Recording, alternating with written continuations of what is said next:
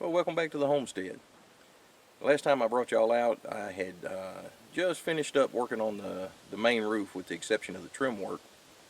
And since then I've been out a couple of evenings and started doing some work on the porches. And you can see behind me, the bulk of the front porch here is already complete. And the back porch was already done. So today I'm going to start working on the west porch. And I'd like to try and get that porch pretty well completed today. So let me show you what I'm doing.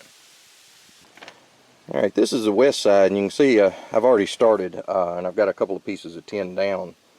But what I did was I measured up from the eave of the house to where I wanted the tin to start, and I put a nail down. I did that on both sides of the house.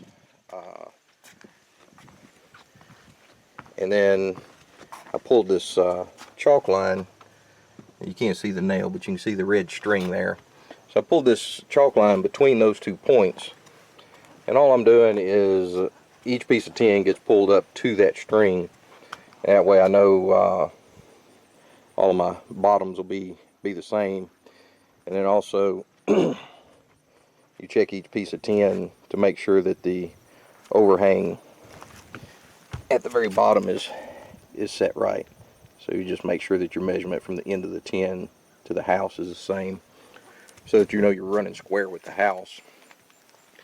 And there's a little bit of adjustment that you can do in the tin. If it starts running one way or the other, you can adjust it just a little bit.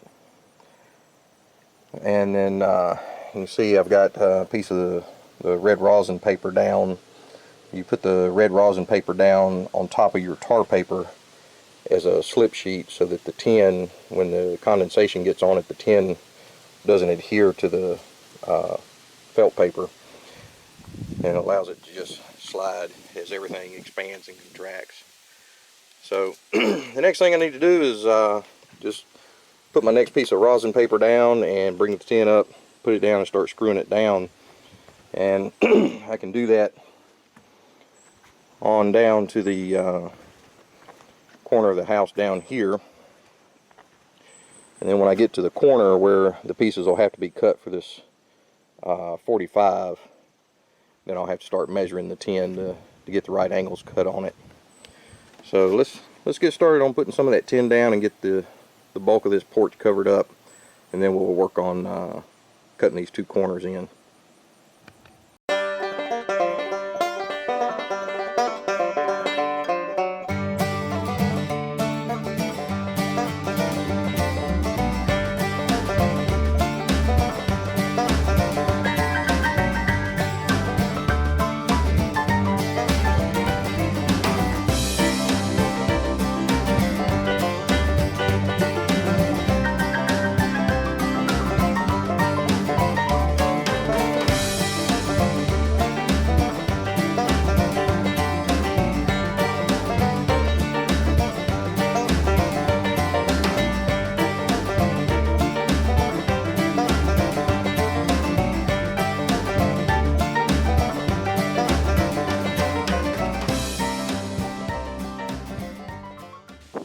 Alright, all of the full sheets on the west side are down now, and what I'm working on is mitering in this corner. So the front side, you can see the front porch has already been trimmed down at the joint, and now I've got to trim the pieces for the west side. So that's what I'm going to work on now.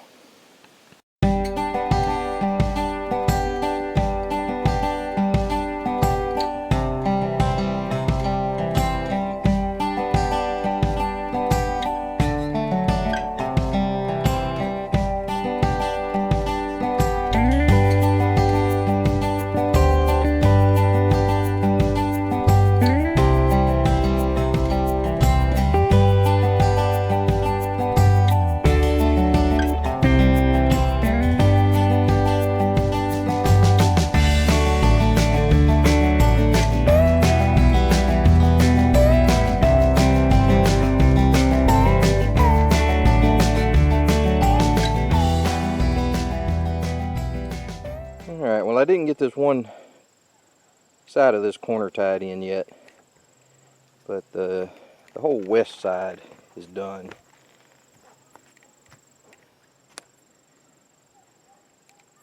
And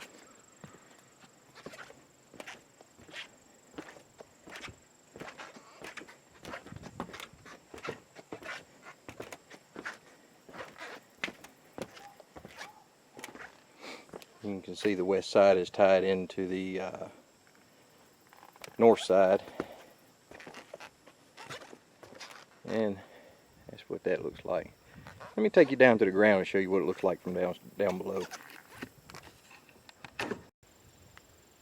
Alright, this is the west side of the porch. The black line you see up there is the tar paper that's run up the wall just a little bit, and it's pretty much finished. All I got to do is put the cap strip on the two corners there where it 45s. So let me walk you around to the front. So this is the front of the house, and you can just barely see the porch roof from the front yard here, but you can't see the east or the west porch roof at all from the front.